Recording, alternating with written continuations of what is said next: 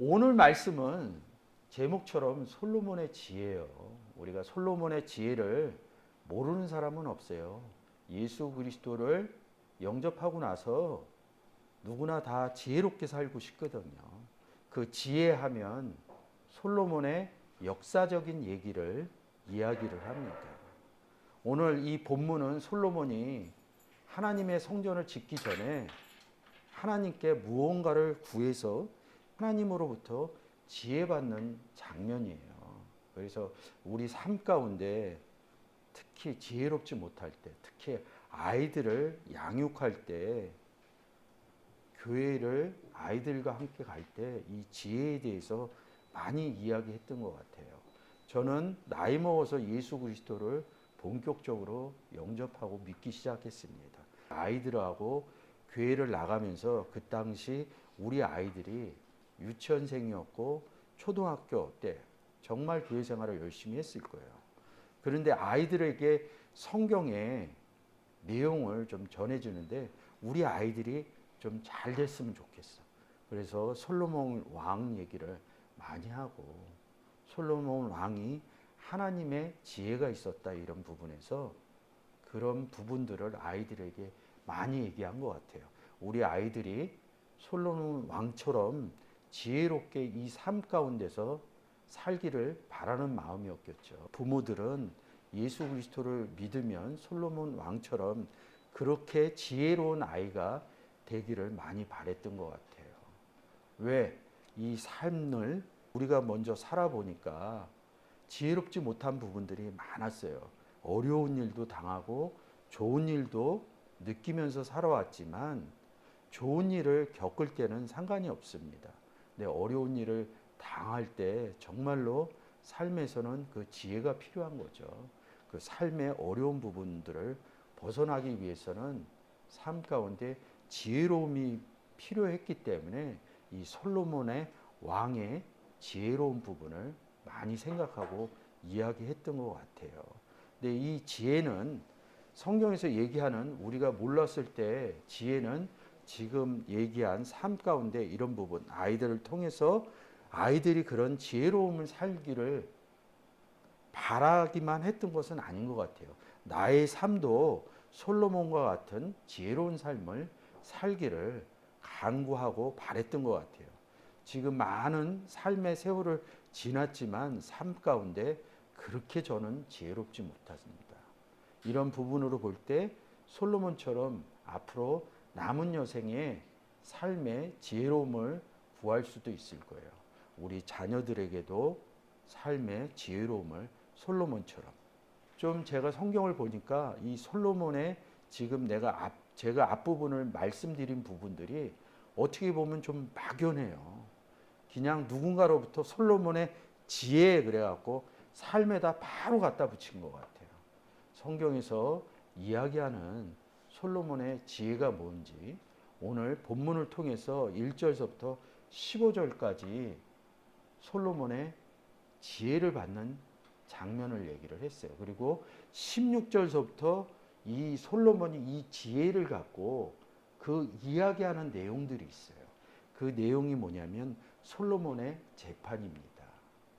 이 솔로몬의 재판과 이 솔로몬이 성전을 세우기 전에 왜 하나님께 지혜를 구했는지 이런 부분에 대해서 오늘 여러분들하고 같이 은혜를 나눠 보도록 하겠습니다. 왜 솔로몬이 지혜를 구했는지. 삶의 지혜와 솔로몬 성경에서 본문에서 얘기하는 지혜는 저는 조금 다르다고 생각하기 때문에 오늘 이 본문 갖고 여러분들하고 은혜를 나눠보도록 하겠습니다. 우리가 성경의 책을 얘기를 하면 한 권으로 되어 있습니다. 근데 이렇게 오늘 본문처럼 열왕기상, 열왕기하, 역대상, 역대하 그 전에 뭐가 있었죠? 열왕기를 얘기하기 전에 사사기가 있었습니다. 사실은 창세기서부터 내려오는 역대하까지 내려오는 이 모든 부분들이 무엇이냐면 역사서라고 얘기를 해요. 그러니까 우리가 성경의 한 권의 책을 보면 성경을 처음 배울 때 편지서, 역사서 이렇게 분류표를 만들어 줍니다. 그래서 저도 처음 성경을 읽을 때 역사서, 선지서, 시가서 이런 쪽으로 복음서 이렇게 나누는 챕터를 나누는 이런 부분으로 성경을 배우기 시작했어요. 어렸을 때는 체계적으로 잘 배웁니다. 체계적으로 배우면서 또 한 단계 나가면 구약과 신약으로 이렇게 성경을 나눠요. 세분화 시켰는데 중점적으로 뭘 잊어버렸냐면 구원의 책이라는 이 대전제를 잊어버렸다는 거죠. 오늘처럼 열왕기 상의 내용을 보면 솔로몬의 역사의 부분으로 본다는 거죠. 이 솔로몬은 이스라엘 역사상 그들의 역사로 보면 현존한 왕입니다. 왕이기 때문에 이스라엘 역사를 우리가 배우는 게 아니라 구원의 역사가 아니라 구원의 사역을 배운다는 거죠. 어느 부분이나 볼 때 여러분들이 좀 더 성경 부분에서 보면 우리가 택해야 돼요. 나는 역사 부분을 볼 건지 아니면 구원의 사역 부분으로 볼 건지 이 부분을 분명히 정하고 성경의 내용들을 보셔야지 하나님의 인도하심을 받을 수 있습니다. 역사적으로 보는 부분이 중요치 않다는 부분이 아닙니다. 어렸을 때는 저도 이런 역사적으로 보는 부분들을 많이 봤어요. 이 솔로몬 왕을 통해서 그 다음 왕이 르호보암 왕인데 아들인데 11장에 가면 이 솔로몬이 이방 여인들하고 굉장히 많이 결혼을 합니다. 오늘 3장 1절에서 뭐라고 그럽니까? 애굽왕 딸하고 결혼을 합니다. 인연을 맺어 이렇게 써 있는데 사실은 이 단어가 하탄이라는 단어이기 때문에 결혼하다 이런 뜻이 있습니다. 누구누구의 장인의 사위가 되다, 장모의 사위가 되다 이런 뜻이 있어요. 무슨 영 이렇게 얘기할 때 이 단어는 결혼하다는 의미가 있습니다. 그래서 11절에 많은 이방 여인들하고 결혼을 하면서 무슨 일이 벌어지냐면 하나님께 질책을 받아요. 질책을 받아서 솔로몬이 잘못을 했는데 그 아들 때 하나님이 야단을 칩니다. 내가 잘못했는데 왜 아들이 야단을 맞아요? 노아의 포도주 사건에서도 손자가 저주를 받습니다. 그 성경이 얘기하고자 하는 내용들의 팩토링이 있다는 거죠. 이것을 이해하지 못하면 왜 솔로몬이 잘못했는데 아들인 르호보암이 혼을 나 하나님께 혼을 나서 어떤 현상이 일어나냐면 한 왕조에서 두 왕조로 갈립니다. 유다 왕국과 이스라엘 북왕국이 생기기 시작한다는 거죠. 왜 갈라놨겠어요? 역사적으로 보면 굉장히 하나님은 불합리하셔요. 하나님은 역사의 얘기를 하려고 그런 것이 아니라 구원의 이야기를 하기 위해서 남유다와 북이스라엘로 우리에게 갈라서 구원의 내용들을 우리에게 전달시키고자 했다는 거죠. 그래서 남유다에는 성전이 있었고 북이스라엘에는 성전이 없어요. 그래서 북이스라엘 초대 왕 여로보암이 다른 성전을 만듭니다. 단에 금송아지를 넣어서 하나님이 계시지 않는 다른 성전을 만들었다는 거죠. 그래서 예수 그리스도 때 내려오시면 예수 그리스도가 베들레헴 성전 있는 곳에서 태어납니다. 그래서 사역을 어디 가서 하냐면 북이스라엘 갈릴리 주변을 가서 합니다. 성전이신 예수 그리스도가 올라가셔서 북이스라엘에 있는 12제자, 성전 생활을 못한 12제자들이 있는 곳에서 가서 성전인 당신이 제자들에게 복음을 전파해서 제자들을 성전화시키는 일이 일어난다는 거죠. 이런 의미가 결혼의 의미로 숨어 있다는 거죠. 이 솔로몬 왕이 이방 여인을 취하면서 얘기를 합니다. 그때까지 여호와의 이름을 위하여 전을 아주 건축하지 아니하였으므로 이렇게 얘기합니다. 그러면 6장에 가서 성전을 건축합니다. 역사적으로 보면 6장에서 성전을 건축해요. 성전을 건축했다는 것은 무엇이냐면 요한복음에서 예수 그리스도를 성전이라고 얘기합니다. 그래서 우리가 예수 그리스도를 영접해서 우리가 너희가 하나님께로 몸을 받은 바 너희들이 하나님의 성전이 된 줄을 알지 못하느냐 이렇게 얘기합니다. 예수 그리스도를 영접한 사람을 성전이라는 거죠. 이렇게 신학적으로 이야기를 하면 공부를 잘한 사람, 원문을 통해서 잘한 사람은 이 부분을 내가 성전이 됐구나. 이 부분을 잘 이해할 수 있어요. 근데 오늘 본문은 솔로몬이 성전 건축하는 이야기라는 거죠. 우리는 어떻게 예수 그리스도를 영접해서 성전이 되었냐 이런 부분입니다. 저 같은 경우는 누군가로부터 그 누군가가 지금의 세상 가운데서 저와 삶의 생활을, 결혼 생활을 같이 하는 저희 사모겠죠. 사모로부터 예수 믿으세요 이런 소리를 들어서 예수를 믿기 시작했다는 거죠. 지금 오늘 본문으로 보면 1절에서 솔로몬이 애국왕 바로의 딸들과 혼약을 맺었다는 거죠. 여러분 애굽하면 제일 많이 생각나는 게 뭐야? 출애굽하는 거거든요. 그곳에서 나오는 거거든요. 이사야서 33장에서 뭐야? 애굽은 말이고 육체다 이렇게 얘기합니다. 애굽은 이스라엘 땅과 가나안과 보면 가나안 땅이 예수 그리스도 안에 들어간 예표입니다. 가나안 중심으로 얘기할 때 가나안 밖은 다 이방이라는 거죠. 그래서 애굽의 딸하고 결혼했다 이런 것은 뭐냐면 이방에게 복음을 전했다 이런 뜻입니다. 정결한 처녀를 만들어냈다는 거죠. 애굽 왕 딸을.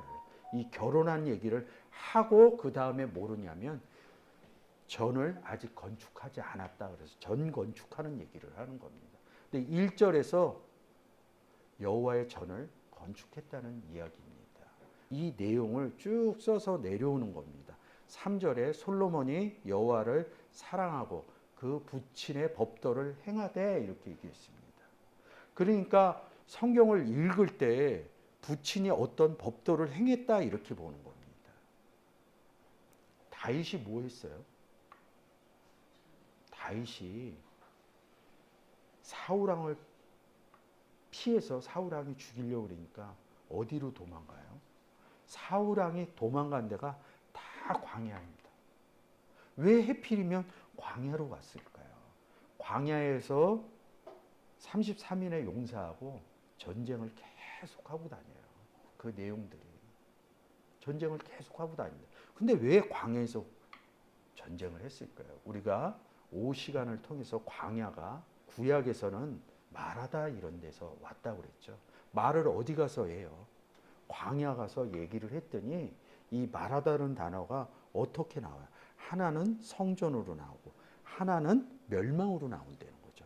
그 이야기를 어디서 한다는 거예요? 광야에서 한다는 거죠. 부친 다윗이 법도를 행했다는 것은 하나님의 일을 행했다는 겁니다. 다윗이 나가서 복음을 전한 겁니다. 광야에 가서 10년 동안 광야 생활을 합니다. 그 내용을 이면에 숨겨놨다는 거죠. 하나님이 이스라엘 역사만 역사냐고요. 그러면 우리의 개인의 삶의 역사는요. 그리고 이 한국의 역사는요. 많은 사람들이 이렇게 얘기합니다. 역사를 알지 못하는 백성은 미래가 없다. 이렇게 얘기합니다. 여러분들은 어느 역사를 아실 겁니까? 하나님의 역사를 아실 겁니까? 아니면 이 세상 역사를 배우고 살 것입니까? 우리에게 하나님의 역사인 복음의 역사가 이 복음의 역사를 알지 못하면 세상 논법처럼 미래가 없다 이 소리는 뭡니까? 하나님의 역사를 알지 못하면 우리는 이 땅 가운데 복음의 역사를 하지 못하고 산다는 얘기입니다. 복음의 역사, 하나님의 복음을 전하지 않는다 그러면 복음의 역사가 없다 그러면 세상에서 역사를 모르면 미래가 없다, 망한다 이렇게 얘기를 합니다. 많은 사람들을 통해서 성경에서 망한다 이런 것은 하나님이 없다 이런 뜻이에요. 여러분들이 오늘 이 시간을 통해서 왜 솔로몬이 지혜를 구했냐, 이 부분을 알기 위해서 제가 오늘 이런 얘기를 한다는 거죠. 그래서 여러분에게 하나님의 지혜가 무엇이냐, 이런 부분으로 보면 이야기가 다른다는 거죠. 고린도전서에서 하나님의 지혜를 뭐라고 그럽니까? 그리스도라고 얘기를 합니다. 누가복음에서는 이렇게 얘기해요. 지혜가 말하되, 어떻게 지혜가 말합니까? 그거를 아무 생각 없이 우리가 이야기한다는 거죠. 지혜가 말할 수가 없어요. 이 부분은 좀 더 여러분들이 생각을 해야 되는 부분들이니까, 지혜가 말한다, 내 안에서 하나님이 말씀하신다, 이런 부분이 깨달아지지 않으면 여러분들이 그런 누가복음의 내용들을 알기가 쉽지 않다는 거죠. 그런 부분을 알게 되면 지혜가 말하되, 이렇게 얘기하면 누가복음 11장 49절이네요. 이러므로 하나님의 지혜가 일렀을 때 내가 선지자와 사도를 저희에게 보내니 그 중에 더러는 죽이며 또 핍박하리라 하셨느니라. 이렇게 하나님의 지혜가 말한다고 그럽니다. 고린도전서 1장 24절에서 뭐랍니까? 오직 부르심을 입은 자들에게는 유대인이나 헬라인이나 그리스도는 하나님의 능력이요 하나님의 지혜니라. 이렇게 얘기해요. 우리는 그리스도를 가지고 있죠. 영접했기 때문에. 그래서 누가복음에서 뭐라고 그럽니까? 좀 전에 하나님의 지혜가 말하되, 이럽니다. 제가 얘기하잖아요. 근데 제 안에 누가 있습니까? 예수 그리스도를 영접해서 하나님의 지혜인 예수 그리스도가 계시고 하나님이 계십니다. 근데 성경은 또다시 어떻게 얘기합니까? 요한복음 14장 10절에서 내 속에서 아버지가 말을 하신다. 아버지가 그 일을 하신다, 이럽니다. 그래서 모든 우리의 삶의 주권은 하나님의 말하심에 있다는 거죠. 그래서 마태복음 항상 쓰는 거죠. 10장 20절에 뭐라고 그럽니까? 너희가 얘기하는 게 아니라 너희 속에 계신 하나님 성령이시니라. 이런 구절을 우리에게 깨닫기를 원해서 이런 내용들을 썼다는 거죠. 제가 처음 요한복음 14장 10절이나 마태복음 10장 20절을 봤을 때 도대체 이해가 안 됐어요. 어떻게 제가 얘기하는데 내 속에서 성령 하나님이 이야기하신다고 그랬을까? 많은 사람들이 이런 부분을 깨달으신 분들이 많아요. 이런 것들을 잘못 쓰면 평상시에도 하나님이 얘기한다 그러니까 점치고 다니는 겁니다. 하나님이 말씀하실 때는, 내 안에서 하나님 얘기하실 때는 복음 전할 때만 하나님이 내 안에서 말씀을 하십니다. 일반 복음 외의 것들은 그냥 삶의 내용들로 살아가면 됩니다. 그래서 우리가 복음을 전할 때 기도를 하죠. 하나님이 역사하여 주옵소서, 이렇게 얘기를 합니다. 삶 가운데 그냥 열심히 사시면 돼요. 근데 복음 전할 때 자신이 없을 때 하나님 역사해 달라고 우리가 간구하고 기도하는 것은 이런 구절 때문이라는 거죠. 제가 저의 입술을, 아까 우리 목사님이 복음 들고 섰을 때 하나님 기름 부어달라는 뜻이 뭡니까? 제 안에서 말하게 해달라는 그런 뜻의 간구의 기도를 한 겁니다. 저도 때로는 많이 깨닫고 그럴 때 지식적으로 잊어버리고 얘기할 때도 많습니다. 근데 참 노력을 많이 해요. 내 안에서 하나님이 역사해야 된다. 내가 얘기하는 게 아니다. 어느 날 보니까 성경을 보지 못한 것들을 저도 깜짝 놀라게 봤을 때, 처음에는 제가 어렸을 때는 야, 이런 것도 깨닫네, 이런 것도 깨닫네, 이렇게 생각을 했는데 지금은 그렇지 않아요. 그런 것이 보일 때마다 내 안에서 계신 하나님이 나에게 은혜를 베풀어 주신 거예요. 왜? 복음 전할 때 내가 네 입을 통해서 이야기를 하겠다, 이런 뜻으로 나를 가리키고 계시는구나. 그래서 출애굽기에서 뭐라고 그럽니까? 이 입을 누가 지었느냐? 내가 너희 속에서 얘기해야겠다. 이 모세한테 하신 얘기가 저에게 한 얘기하고 다르지 않다는 거죠. 이 지혜라는 것을 잘 얘기를 해야겠죠. 왕상 3장 9절에 오늘 본문에서 누가 주의 이 많은 백성을 재판할 수 있습니까? 이렇게 얘기합니다. 그래서 뭐라 그래요? 지혜로운 마음을 종에게 달라고 이렇게 강구를 합니다. 왜? 주의 백성을 재판한, 그러니까 재판한다 이 내용을 세세하게 보지 않으면 어느 우리 세상 가운데 송사 문제로 보는 겁니다. 근데 주의 백성들을 재판하는데 뭐라 그래요? 선악을 분별하게 해달라는 거예요. 재판에서 선과 악을 분별하는 게 아니라 나누겠다는 뜻입니다. 재판한다 그러면 재판의 의미는 뭡니까? 결론이 나오면 심판의 의미가 있잖아요. 이런 심판의 의미를 그러면 어떻게 우리는 심판을 하겠습니까? 우리가 이 세상 가운데 살지만 그 심판의 능력은 세상에서 로스쿨 나와서 인정을 받아서 어떤 사람은 변호사로, 어떤 사람은 검사로, 어떤 사람은 판사로 갑니다. 세상은 규정을 해놨어요. 그런 심판을 할 수 있는 사람들의 그룹을 변호사, 검사, 판사로 해놨다고. 근데 우리가 예수 그리스도를 믿고 성경을 통해서 심판할 수 있는, 재판할 수 있는 솔로몬과 같은 권세를 어떻게 주셨냐는 거죠. 이 많은 백성을 재판할 수 있도록 지혜로운 마음을 달래는 겁니다. 우리 마음 가운데는요, 하나님이 그 아들의 영을 보내서 우리 마음 가운데 보냈다고 합니다. 그래서 우리가 아바, 아버지라고 부를 수 있다는 거죠. 그래서 이 문장에서 지혜로운 마음이라는 거죠. 지혜로운 마음을 달래는 것은 뭐냐면 하나님의 지혜를 내 안에 있게 해주십시오. 그래야 판결을 할 수 있습니다.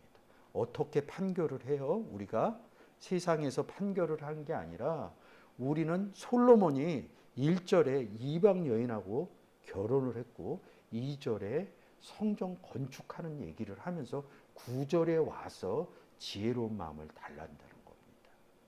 왜? 하나님의 백성들을 선악간에 분별하겠다는 거죠. 선악간에 분별하려면 지혜로운 예수 그리스도가 우리 안에 있어서 뭐라 그럽니까? 우리 또한 이 주의 백성들에게 가서 세상을 이처럼 사랑하사 독생자를 줬을 때 그것을 받아들이는 분은 선으로 나오시는 구원의 역사가 이루어지는 거고요. 받아들이지 않는 분들은 뭐예요? 악으로 심판에 이르는 부분에 있게 되는 선악간의 분별이 되는 겁니다. 요한복음 3장 16절을 여러분과 같이 한번 보면서 제가 얘기해드린 내용을 한번 같이 보시도록 하겠습니다. 이 구절을 모르시는 분은 없어요. 제가 또 많은 설교 중에 이런 부분을 복음 전할 때 항상 중요시 생각하는 성경의 본문 중에 하나입니다. 이 구절을 예수 그리스도를 영접하고 모르는 분이 없을까요? 제가 예수 그리스도 영접하고 제일 먼저 외웠던 구절이 요한복음 3장 16절하고 요한복음 1장 12절입니다. 이 3장 16절은 노래까지 했어요. 찬양까지. 안 해본 사람 없을 겁니다. 근데 왜 그 찬양을 우리에게 그렇게 시켰나? 이제 와서 많은 시간이 흘러서 하나님 은혜로 이 구절과 왜 찬양까지 우리가 교회 갔을 때 이것을 불렀는지 이제서야 깨닫는 은혜를 주셨다는 거죠. 이 은혜를 여러분과 오늘 이 시간 같이 나누기를 원합니다. 솔로몬이 지혜로움을 받음, 그러면 우리는 지혜로운 마음을 안 받았을까요? 빌라도 법정에 가갖고 빌라도가 예수 그리스도에게 이렇게 얘기합니다. 네가 유대인의 왕이 맞느냐 이렇게 물어봅니다. 예수 내 말이 옳도다 이릅니다. 그래서 예수 그리스도는 왕 대신 왕이라고 그럽니다. 이 유대인의 왕이라는 것은 유대 그러면 지역의 유대가 아니라 여기서 얘기하는 유대는 하나님 안에 들어간 사람들을 유대인이라고 합니다. 지역적인 유대인의 뜻이 아닙니다. 유대인의 왕이냐 이렇게 얘기를 합니다. 우리가 예수 그리스도를 영접을 해서 우리 안에 예수가 들어왔지만 성경은 항상 얘기하잖아요. 그리스도 안에서 이런 얘기가 더 많다는 거죠. 유대인의 왕인 그리스도 안에 들어갔다는 거죠. 우리도 유대인의 왕이기 때문에 왕된 신분을 줬다는 거죠. 베드로전서에 왕 같은 제사장이다 이렇게 얘기합니다. 우리가 솔로몬이 왕된 것처럼 우리도 왕이 됐다는 거죠. 왕의 신분에서 요한복음 3장 16절을 보시면 지금 오늘 보는 이방 여인을 취하고 성전을 만드는 역사로 보면 우리가 왕이 됐어요. 하나님이 세상을 이처럼 사랑하사 우리가 세상 가운데 가서 이처럼 세상을 사랑하는 것은 독생자인 유대인의 왕을 주는 겁니다. 예수 믿으세요 이렇게 주는 거죠. 저를 믿는 자마다 멸망치 않고 영생을 얻게 하려 하심이라. 하나님이 그 아들을 세상에 보내신 것은 세상을 심판하려 하심이 아니요 저로 말미암아 세상을 구원받게 하려 하십니다. 구원받았죠? 성전을 만들었다는 겁니다. 솔로몬아. 누구를? 이 세상 사람이 누굽니까? 우리는 가나안에 있는 사람입니다. 가나안을 그리스도 안에 들어간 예표라고 얘기합니다. 가나안밖에 어디예요? 애굽이라고요. 솔로몬이 애굽의 딸들하고 결혼한 얘기를 써놨다는 거죠. 이 세상은 열왕기상 3장으로 볼 때는 애굽이라는 거죠. 그래서 세상 밖은 애굽이라고 얘기를 하는 겁니다. 우리가 세상에 가서 예수 그리스도를 전하는 것이 세상을 이처럼 사랑한다는 거죠. 사랑을 했더니 영접하는 부분이 계셔서 구원도 얻고 이 구원 얻은 자를 뭐라 그래요? 성전이라고 얘기하는 거죠. 여기까지는 얘기가 잘 됐어요. 근데 우리가 지금 얘기하는 게 선악을 분별한다 이런 부분을 얘기하다 요한복음 3장 16절로 왔다는 거죠. 구원 얻은 자는 선이 된 겁니다. 악은 무엇이냐? 18절이라는 거죠. 저를 믿는 자는 심판을 받지 아니하는 것이요. 믿는 자는 심판 안 받는다는 거죠. 악하지 않다는 뜻이죠. 믿지 아니한 자, 영접하지 아니한 자는 하나님의 독생자 이름을 믿지 아니하므로 벌써 심판을 받은 것이다. 믿는 자는 선한 자죠. 세상에서 범법해서 선악 얘기를 하는 게 아닙니다. 예수 그리스도가 있으면 선한 자다. 성경이 이렇게 칭한다는 거죠. 세상에서 예수 그리스도 믿지 않는 사람을 다 악하게 보지 않아요. 그거는 세상에 규범이 있습니다. 규범으로 악하냐 선하냐 이런 부분을 따지는 거고요. 성경에 하나님의 믿는 백성으로 예수 그리스도가 있으면 선한 자고 없으면 악한 자라는 거죠. 이것이 선악을 분별하는 거라는 거죠. 솔로몬이 그것을 구했다는 거죠. 제가 어렸을 때 솔로몬의 지혜로움을 어디다 풀었냐면 세상에 살아가는 방법으로 풀었다는 거죠. 여러분 제가 여쭤볼게요. 우리는 세상을 많은 시간들을 보내왔습니다. 제가 여기 담임 목사라고 저를 항상 좋은 거 있으면 먼저 주고 섬깁니다. 근데 저보다 더 연배가 있으신 분도 있고 연배가 낮으신 분도 있어요. 세상으로 생각을 하면 저보다 연배 높으신 분을 제가 한 번도 마음적으로 제가 목사니까 낮게 본 적이 저는 한 번도 없습니다. 세상적인 지혜는 저희 교회에 성도로 계시지만 세상적인 지혜는 저는 나이 드신 분들한테 어떤 부분이 제가 모자랄 때는 가서 구합니다. 왜? 저보다 인생을 더 많이 슬기롭게 살아오셨다고 저는 판단하기 때문에 저는 그분께 가서 의논하고 물어보는 그런 것들을 성경을 통해서 알았다는 거죠. 분명히 여러분들이 성경을 접할 때 세상 것으로 접할 것이냐 구원의 논리로 접할 것이냐 이런 부분을 꼭 생각을 해야 돼. 솔로몬의 왕의 지혜를 잘 생각하지 못했다는 거죠.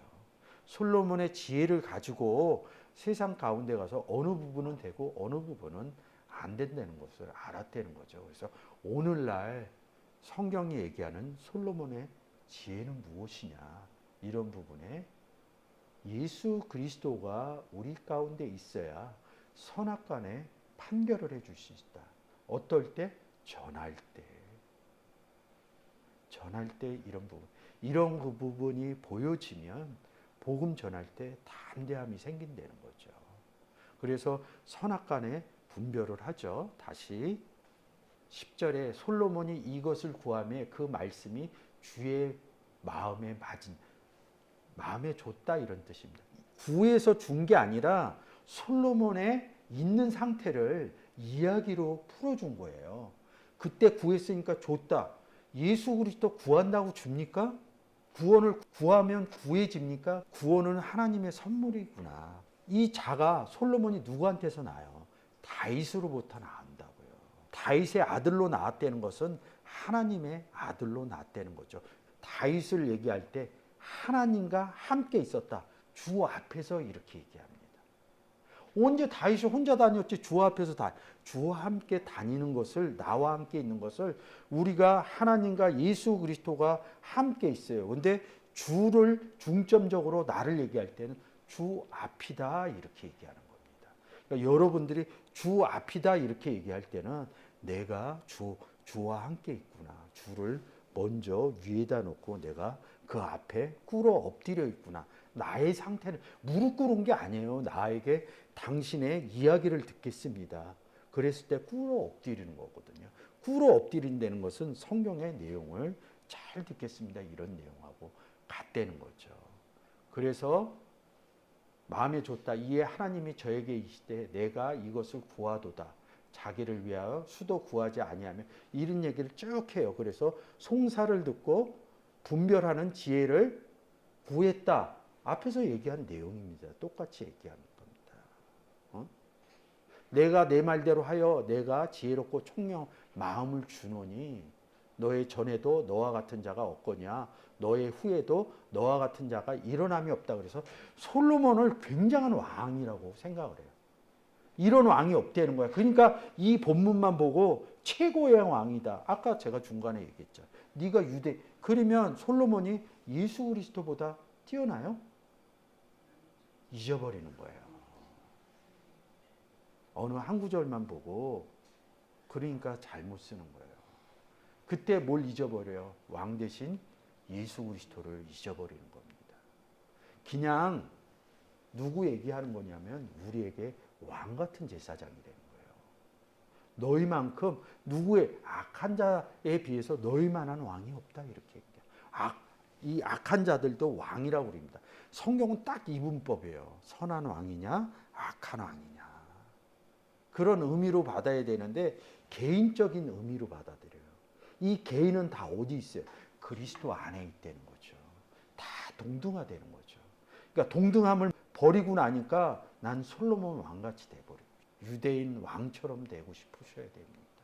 그래서 예수 그리스도가 복음으로 섬겼듯이 지혜로운 마음을 준 거는 복음으로 섬긴다는 거죠. 그래서 쭉 무슨 얘기, 그 다음에 나오는 사건이 두 어미의 사건이라는 거죠. 16절 보세요. 때 두 계집이다, 이러는 거예요. 두 계집은 뭐예요? 창기라는 거예요. 이거 누구 얘기하는 것 같아요? 아까 1절에 애굽왕 딸 얘기하는 거예요. 27절로 가. 판결하는 얘기가 나오잖아. 하나님의 지혜가 저희 속에 있다. 왕이 대답하여, 왕이 말했다는 거예요. 말하는 순간 지혜가 나아가는 거예요. 산아들을 저 계집에게 주고, 이 소리가 뭐예요? 저 계집이 뭐예요? 두 계집 창기라고. 창기에게 말한 거예요. 저가 그 어미야, 이런 거예요. 산아들이 있다, 이런 얘기입니다. 이 두 계집을, 사실은 아들이라는 의미로 이 두 계집을 선악간에 분별해 준 거예요. 산자의 어미로 만들어 준 거예요. 아들이 죽었다 살았다 이런 얘기를 하는 게 아니에요. 근데 이 중간에 보면 죽은 자의 어미가 이 아들 내어난데 그 죽는 아들 위에 이렇게 누워요. 누웠다 이런 내용이 있어요. 여러분들이 그거 볼 때 성경적으로 내용을 갖고 와야 돼. 엘리야가 그랬고요. 엘리사가 그랬고. 어느 과부의 아들이 죽으니까 다 눕잖아요. 아브라함의 사촌이 누구예요? 롯이죠. 롯이 소알에서 나왔을 때 산으로 도망해요. 그 동굴에서 딸하고 같이 눕는다 그럴 때 눕는다 이런 복음 전하는 거를 눕는다 이런다고. 동침하다, 야다하고는 좀 달라요. 이런 내용들이 좀 숨어 있어요. 왜 성경이 이렇게 써 있구나 이런 의미들을 같이 공감할 수 있다는 거죠. 솔로몬의 지혜는 이방 여인을 만나기 위한 것이고 성전을 건축하기 위한 것이고 솔로몬의 지혜를 우리에게 준 예수 그리스도를 주었다는 것은 우리 보고 왕상 6장 가서 성전 건축하라. 성전을 건축하려면 복음을 전해야 된다. 근데 다 성전 건축할 수 없으니까 때로는 저처럼 성전 건축하러 다니지만 성전을 건축할 때 또 와서 사역하는 사람들 많잖아요.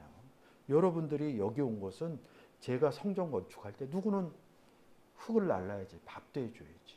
같이 건축하는 겁니다. 그래서 기회가 되면 복음을 전할 수 있는 여러분들은 솔로몬과 같은 지혜를 가지고 있는 사람이라는 것을 항상 잊지 말고 성전 건축하기에 힘쓰는 여러분이 되셨으면 좋겠습니다. 기도하시겠습니다.